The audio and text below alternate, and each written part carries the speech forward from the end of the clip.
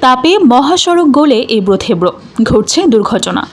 গত কয়েকদিন ধরে তীব্র তাপপ্রবাহ বয়ে যাচ্ছে রাজশাহী বিভাগের উপর দিয়ে।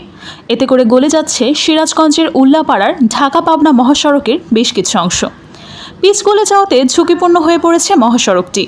সরেজমিনে দেখা যায় মহাসড়কের হাটি কুমরুল, বোয়ালিয়া বাজার, শ্যামলীপাড়া বাসস্ট্যান্ড ও কাওয়াক মোড়ের রাস্তার পিচ গলে নরম হয়ে গেছে। সবচেয়ে বেশি প্রভাব পড়েছে মহাসড়কের উল্লাপাড়া শ্রীখোলা মোড় এলাকায়।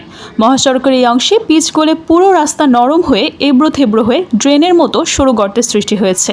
এতে ঝুঁকিপূর্ণ হয়ে পড়েছে মহাসড়ক, ঘটছে ছোট বড় দুর্ঘটনা। তাপপ্রবাহের পাশাপাশি নিম্নমানের নির্মাণ সামগ্রী দিয়ে কাজ করায় এমন অবস্থা হয়েছে বলে অভিযোগ চালক এলাকাবাসীর।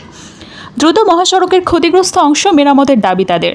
স্থানীয়দের অভিযোগ, ঈদের আগে মহাসড়কের এই অংশে মেরামতের কাজ করে সড়ক ও জনপথ বিভাগ, কিন্তু সড়ক মেরামতের নিম্নমানের নির্মাণ সামগ্রী, সেই সাথে নিম্নমানের বিটুমনি ব্যবহারের ফলেই এমন অবস্থার সৃষ্টি হয়েছে বলে অভিযোগ তাদের।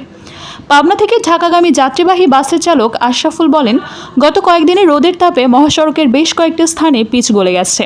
এতে রাস্তা নরম হয়ে যাওয়ায় গাড়ি চালাতে সমস্যা হচ্ছে। তবে সিরাজগঞ্জ সড়ক ও জনপথ বিভাগের নির্বাহী প্রকৌশলী আবুল কালাম আজাদ জানান, তাপের প্রভাবে যে সকল স্থানের সমস্যা হচ্ছে সেসব স্থানে জরুরি ভিত্তিতে বালি দিয়ে ঠিক করে দেওয়া হবে। ঢাকা পাবনা মহাসড়ক দিয়ে প্রতিদিন 4 জেলায় প্রায় 3000 যানবাহন চলাচল করে।